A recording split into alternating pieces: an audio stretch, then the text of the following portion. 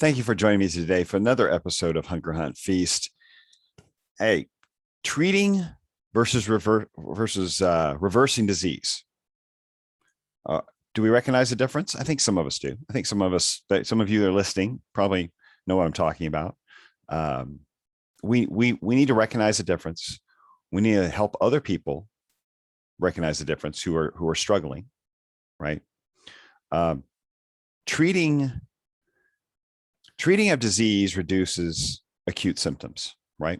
We often use prescribed medicine with the purpose of preventing worse outcomes, like a heart attack, going to a sugar coma, maybe reducing pain, right? Making life a little more functional in the moment.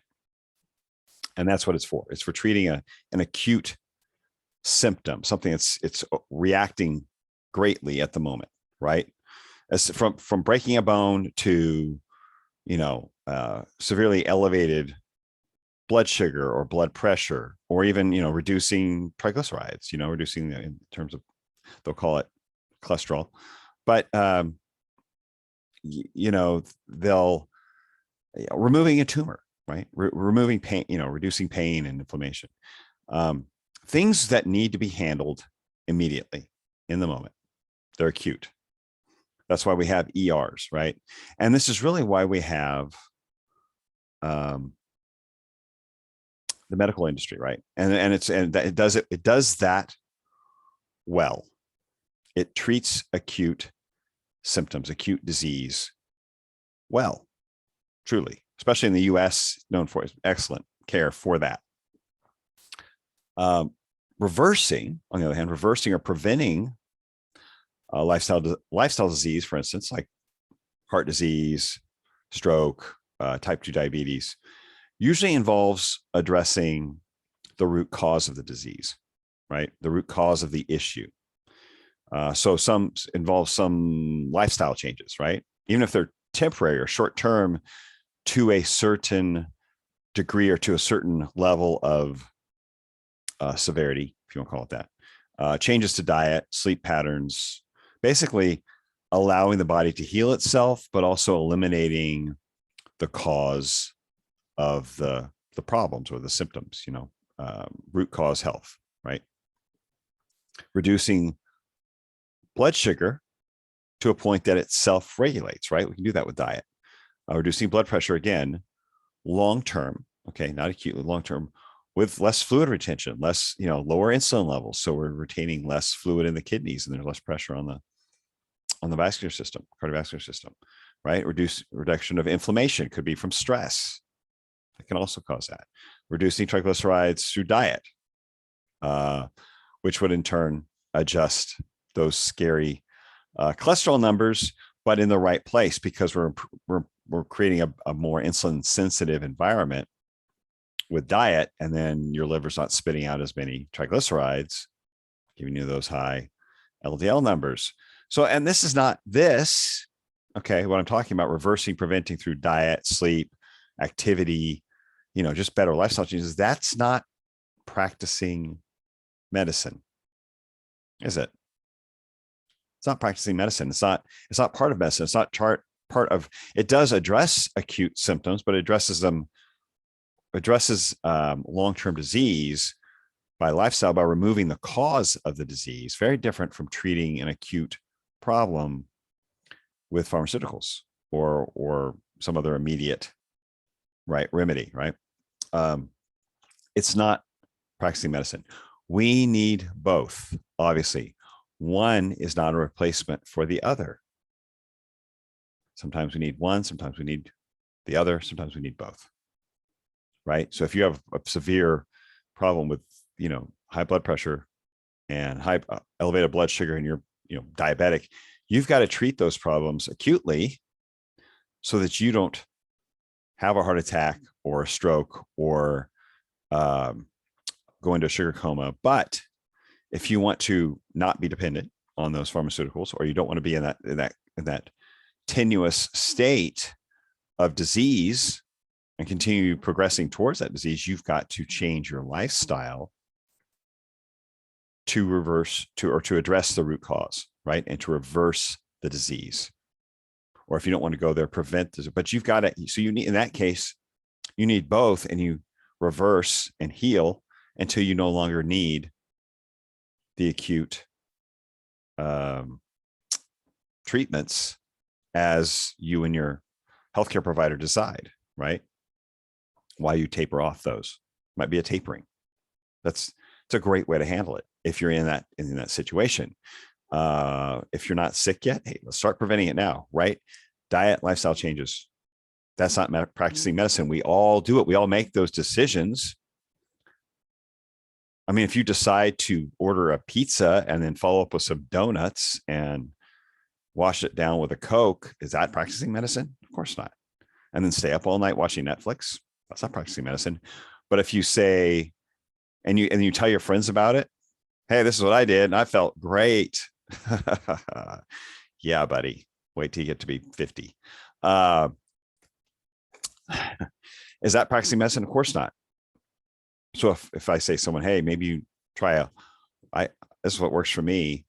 I ate a primarily animal-based diet, mostly like most of my plates covered in some sort of animal protein with mostly whole food, avoiding processed food and sugar as much as I can. And I have a sleep schedule that gets me to bed. So I have a good 7 hours of sleep a night, ideally, as well as often as I can. And at a certain time of night, right? I'm this is how many times a week I work out. That's not practicing medicine. That's a lifestyle, a sharing lifestyle. We need both. But we're lacking. We've got great medical care. We know how to treat the acute. What we're lacking is more solid lifestyle changes, lifestyle advice that prevents disease and reverses disease, and recognizing that it will reverse disease without being accused of practicing medicine like so many have been. Now, there are MDs who practice functional medicine or have educated themselves on proper nutrition beyond what they learned in the few hours of nutrition that they had in med school, literally a few hours on nutrition. And it's all biased anyway, right? It's all funded by processed food companies. Whatever they learn, whatever's in there is funded by processed food companies. And they have an understanding of how food affects our health and can prevent the onset of lifestyle diseases like type 2 diabetes, heart disease, stroke, fatty liver, right? And even reverse those with lifestyle changes. And they can do that with their patients while treating acute symptoms with medicine. And those people are an exception to the rule. Now, and we should be thankful for those exceptions. But that's not common, is it? At all. But how many times have you heard someone refer to their doctor for the nutrition advice or as an authority on how they should be eating to prevent these lifestyle diseases? Refer to their doctor or a nurse or even a nutritionist and they get, of course, it's the advice is in line with the current nutrition guidelines that we have, as if being a medical doctor meant you had an understanding of nutrition as it relates to the prevention of reversal or prevention of disease, right? How many times have you heard someone or you listen to someone who's not an MD that's been discredited when talking about lifestyle choices, diet, sleep, I'm talking about, because they aren't an MD? They've been discredited because they are not an MD. Well, you're not a doctor. Well, what do you know? You're not an RD. You're not a registered dietitian. You're not a nutritionist. Again, we need the medical industry for acute treatment of disease and injuries. And the U.S. medical providers are some of the best in the world, for sure, in that scope. But prevention and reversal of disease, particularly through lifestyle choices, is not in their realm innately. As I said, something that they have to look for, study, maybe even experience on their own beyond what they learned in med school. And there are some doing it, thankfully. And I've had a few of them on the show, on the podcast. take a look at the people who are working in the medical industry. Very unhealthy doctors and nurses, very poor dietary choices. They're eating fast food, they're drinking sodas, eating processed food regularly on their shifts, whatever's on the vending machine, even taking smoke breaks, outside the hospital, they break. They're not living it. And if they're not living it, I'm not talking about perfection here, guys. I'm not talking about, are they perfectly in a place in their health journey where everything is perfect and they look like a swimsuit model? No, I'm not talking about that. I'm saying, what does their lifestyle look like? What does their health look like? And if their overall choices aren't reflective of a healthy lifestyle, then they have no business advising on it. And I'd say the same of many registered dietitians. Their education is flawed, just like medical industry. It's just amplified because it's more of it, and underwritten by the biggest processed food companies in the world, who fund their nutrition academy, who have contracts with their USDA. So their education is flawed from the beginning. They can tell you which nutrients you need and which nutrients are in certain foods, sort of. They tend to leave a few important ones out, I think. You have a basic understanding of your physiology and some biochemistry, but the application of that knowledge is, in my opinion, is what's up for debate. I'm fortunate to work with a medical practice, Brentwood MD, where Dr. Aaron Wenzel, he wrote the foreword to my first book. Great guy. He wrote the foreword because I knew he had worked in the weight loss space, non-surgical weight loss. He had educated himself on how we need to eat for weight loss and longevity many years ago. And I'm fortunate to work with him and his staff because they understand this. It's a privilege. I've had Dr. Ken Berry on. He's my first guest, actually. One of my first guests, not my first guest, but one of my early guests last year. Who used to give out, as a doctor, gave out that standard advice, but had many health issues of his own from following that advice, and he turned his health around. And now he's a leader in the keto and carnivore space, the animal-based nutrition space. He's a outspoken leader. Paul Saladino had a functional medicine practice as a doctor. He's not practicing now, but definitely a leader in the space. But he didn't come out of med school with that understanding. He was looking for optimal health, and he found it. He found this path that he continues to evolve. He continues to learn and grow in it.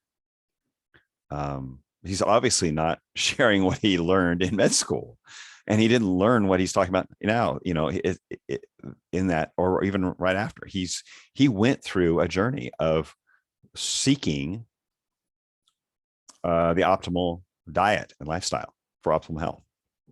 Diana Rogers, who produced the Sacred Cow documentary, wrote the book. She's a registered dietitian, but she's never given clients those standard nutritional recommendations. She knew, she had an understanding of real nutrition, before getting her registered dietitian certification. Before going through that education, she just wanted it to have as a credibility, right, as a credential. But she already knew that the education was flawed going through it. Her knowledge is not based on that education. It's not reflected, and the Ken Berry and Paul Saladino and Dr. Wenzel, that what they share with their patients and what they share with people, social media and podcasts and so forth, are not reflective of their medical education. That's not part of them practicing medicine. That's part of them being a good healthcare provider that cares about people and is giving them the best knowledge that they have. Now, this may seem obvious to you because you're in this space. This is where you listen. You're listening to my podcast for a reason. Yet it isn't to millions of people who follow the standard guidelines and take nutrition advice from unhealthy medical providers and registered dietitians and trainers who have no experience with preventing or reversing disease with lifestyle changes. They just give out their standard advice they were taught. And that advice is often based on a fear of saturated fat, which has long since been debunked by current studies, a big push to remove those. Fortunately, we had the cholesterol limits removed because that became very clear like 10 plus years ago that dietary cholesterol had no real negative effect on serum cholesterol. And there's still a war on saturated fat and animal-based food sources, even though there's no support of it in current studies, or even a simple assessment of history when we didn't have these rampant lifestyle diseases like diabetes and heart disease, and the fat we ate was primarily animal fat. We had animal fat, we didn't have the disease. We start replacing that fat with these factory-made oils that's in all of our processed food that we're supposed to be cooking with. Then disease started ramping up through the 20th century. Dr. Jason Fung, fantastic example of a man who has run forward ahead of his peers as a program that's been reversing type 2 diabetes for over 10 years. He's probably reversed diabetes in over 15,000 people with fasting, intermittent fasting, and a low carb diet, some combination of those two with each person.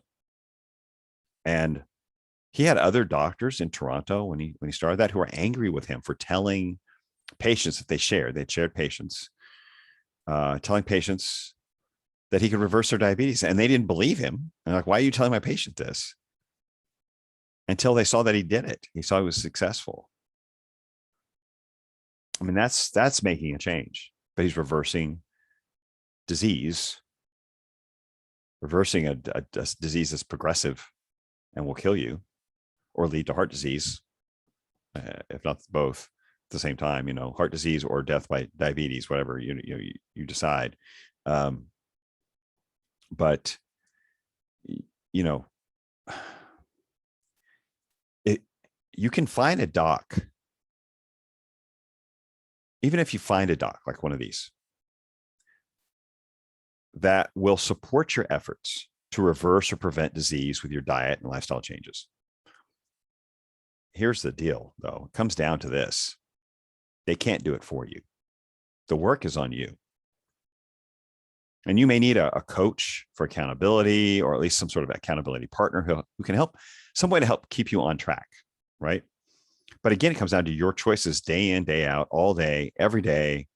You're deciding what goes in your mouth. You're deciding when you go to bed. Those people are not sitting on your shoulder.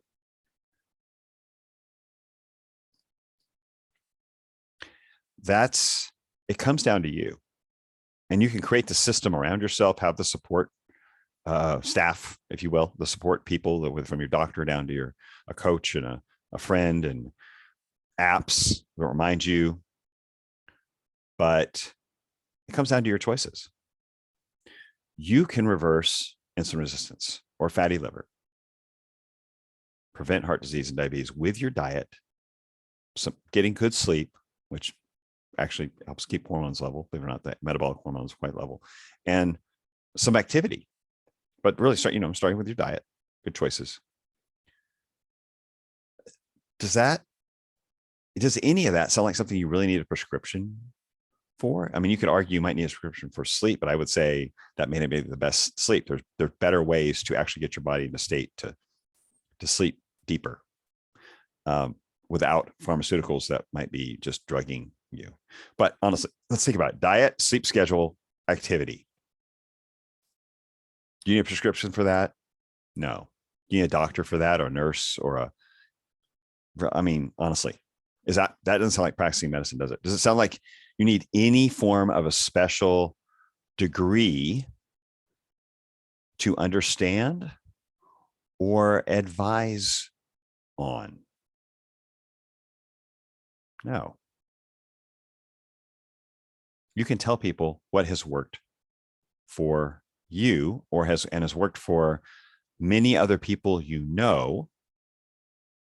right? To correct, to reverse, tell a story about somebody else. That's not practicing medicine. That's not being a registered dietitian. Now, there are those who would argue with you, especially those in that field. There are even some government, some places where that is tightly regulated, and you're supposed to have some sort of special certificate, registration degree. It's what we eat. It's when you sleep. It's how you move. Basic decisions that we all have to make. And again, the guy who's staying up late on Netflix, watching Netflix, eating pizza and donuts and drinking sodas, who doesn't get off the couch, he can share that all he wants. He's not practicing medicine. You say, not claiming it fixes something. You can say, okay, it's decisions we all make. You don't have to be a nutrition scientist to recognize those are bad habits. They're going to lead you to sickness, to disease at some point. Some sooner than others. They're not good for you. You don't have to be brilliant or have a special education to know that. We're talking about giving your body what it needs and avoiding what disrupts hormones and causes inflammation, which leads to disease. And then letting it heal itself and self-regulate these things, hormones, blood sugar. That the first nutritionists were the people who prepared the food. They were the cooks, because they knew what would be good for people and how they fermented the things that they grew, the plants that they found, or the roots that they dug up, the tubers, the corn, whatever it is, or the stuff that they ground up, they would grind it up, and they'd ferment it, and then they'd prepare the meat a certain way. And then some organs and certain parts of the meat and the fat they would eat, they'd serve raw, right? And some they would cook a little bit or let ferment with other plants. It was an art from which they pulled science of experience, of personal experience, of the experience of the people that came before them, that they passed on. And they took parts of animals for different things and prepared them different ways, and took certain plants for certain things and avoided other plants for certain reasons. And they put a lot of effort into preparing that for the benefit of health and longevity, for fertility, for strong teeth, for fully developed skeletons, and large heads, and built strong square jaws, right? Fully developed kids, fully developed people, healthy, strong.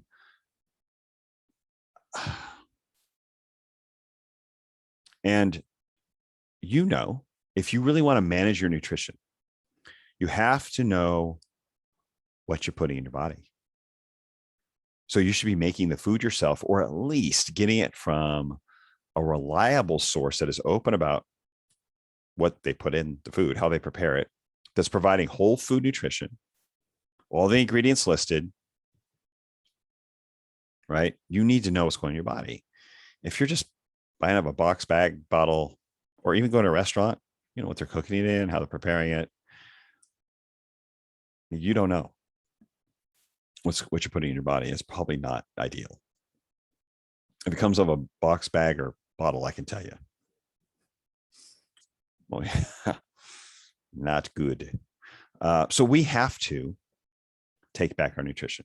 Now, not that we have the time or the resources to be, grinding up certain grains or seeds and fermenting them all the time or fermenting even or certain preparations for animals. We're gonna have to buy that from sources of people who have the time to do that, because we're in a society that specializes, right? We have a specialization thing. Some of us are good at accounting. Some of us are good at with law. Some of us, we all have different areas. We need to, find our people that help us with food sourcing to some degree, so that we can get into our house and prepare our food. But the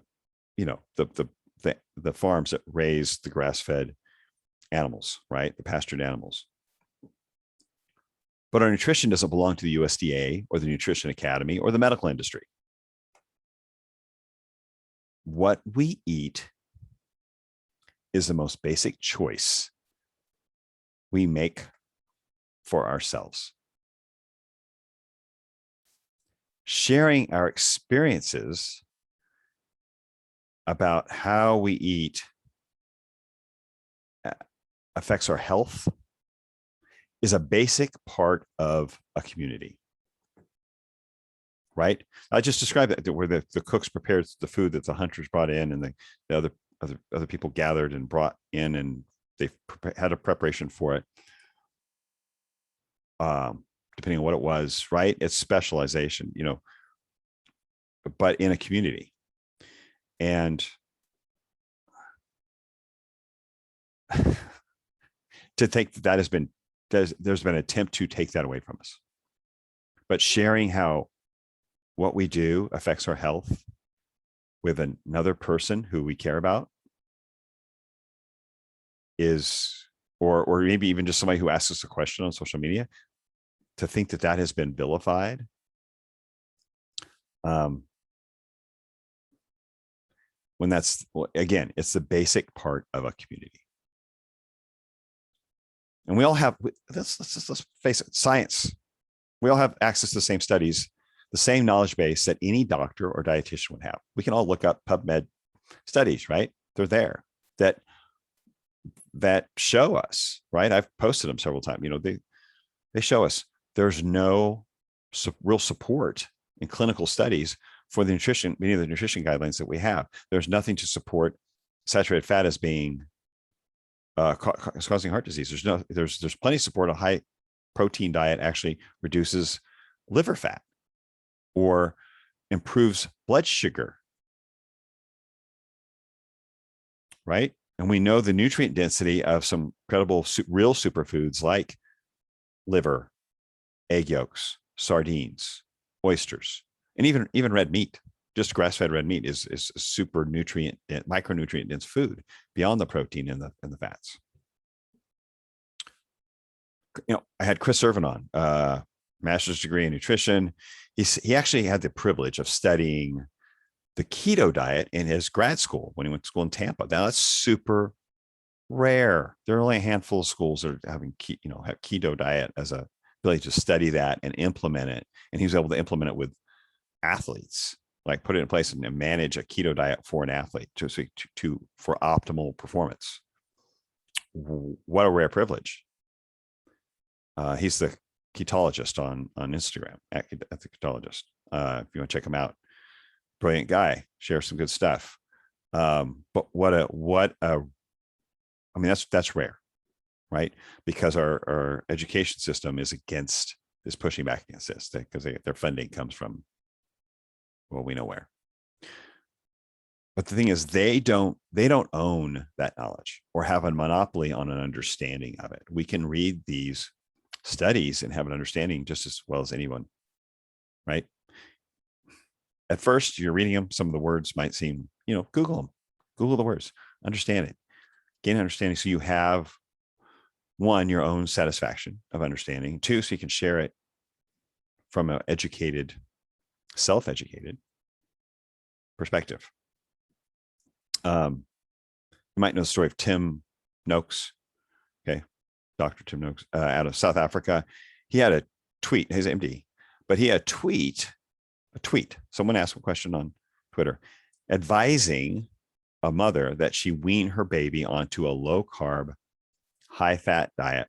So proteins, veggies, some fruits, just avoiding processed food, whole food diet, focusing on making sure you're getting enough protein and saturated fat and those for development, right? Which we all know is important, with some veggies and some protein, and avoiding a lot of sugars and starchy foods and processed food.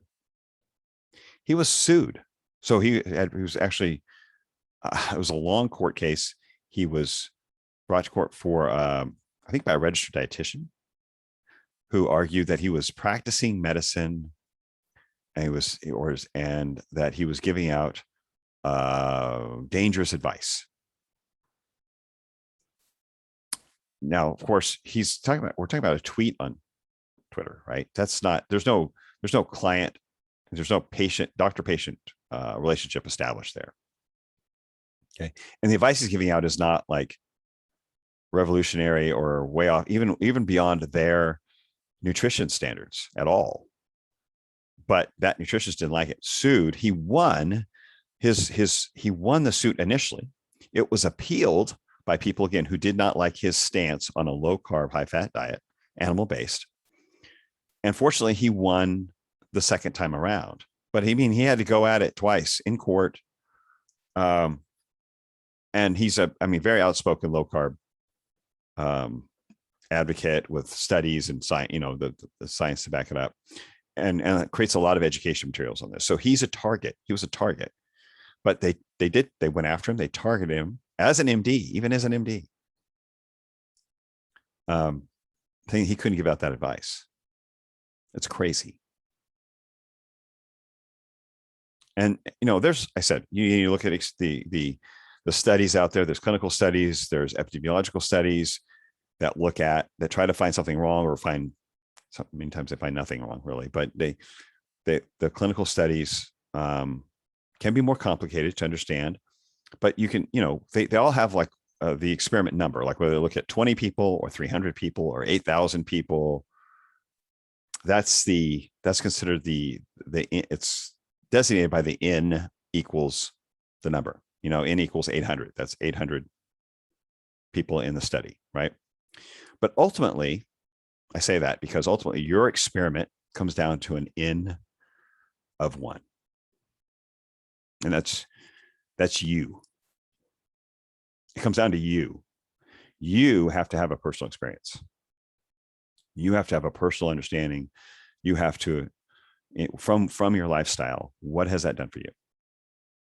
You can take the foundation of nutrition science that you understand, right? And it's backed by certain studies, but then ultimately to really know what you need to do, you've got to find what works for you, your nuance of that, you have to use an art of personalizing your diet, right? You take the science and you make it fit for your lifestyle, the way your body responds to certain foods, which may depend on your activity level. So some days may be different than others. It may change over time, like as you get older. Mine certainly has, or in different seasons, whether you're more active, you're outside more, certain foods are in season, whether you just need to pull back and go more low carb, or you can allow more in at different times. It just continue, keep your mind open, keep learning, keep growing. Don't get stuck in it. Don't get stuck in a mantra. Don't get stuck in some walls that someone else created or that you might create, because that's maybe your tendency. But allow some nuance. And whatever you do, don't stick somebody else.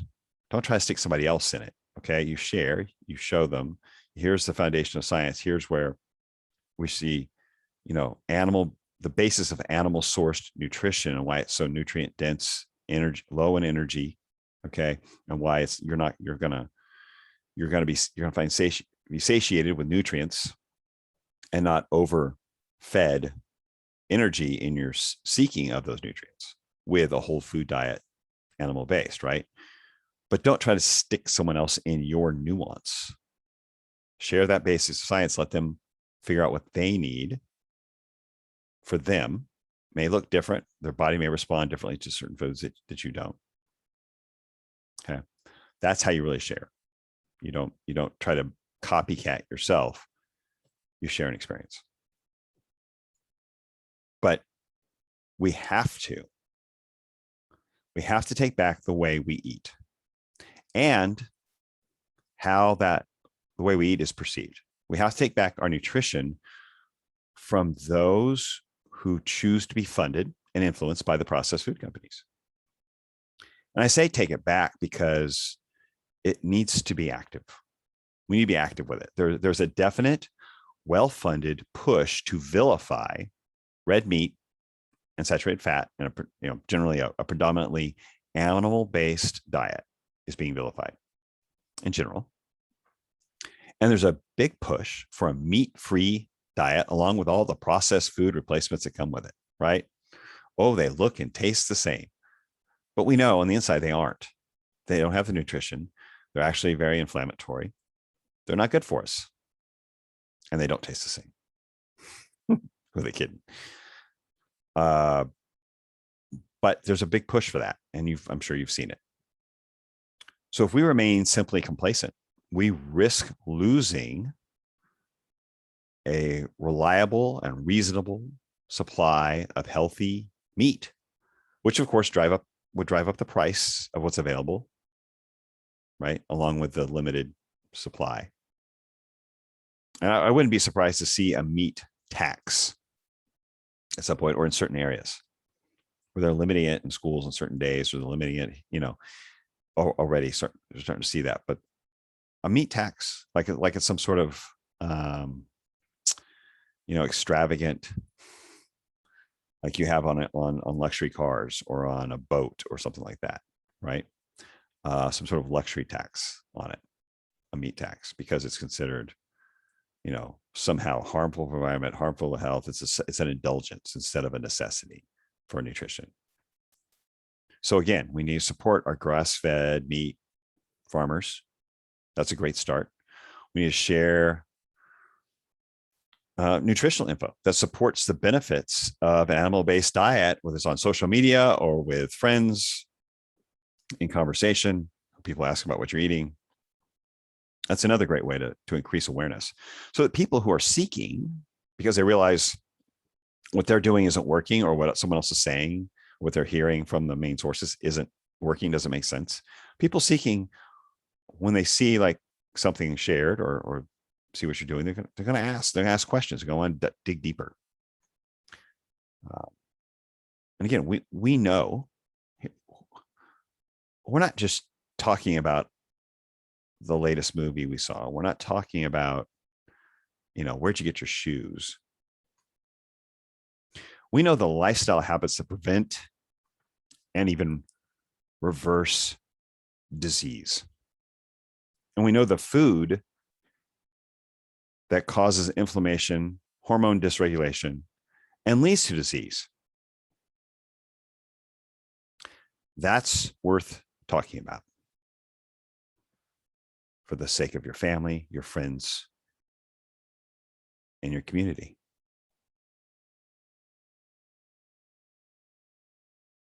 Have a great week.